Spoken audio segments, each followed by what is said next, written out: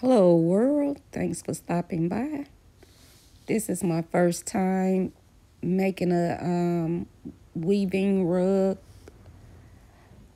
I made the looming board myself, and as you see with the video, when I at the end, I need to add some rods on the side so the rug won't cave in on the sides as you see, but it ended up turning out pretty cool for my first time.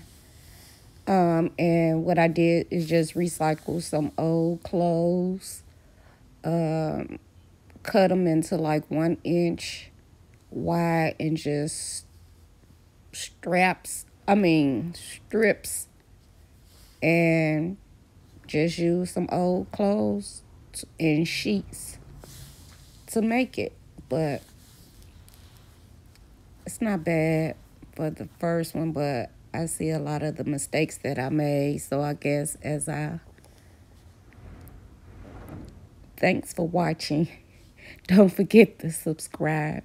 Thank you.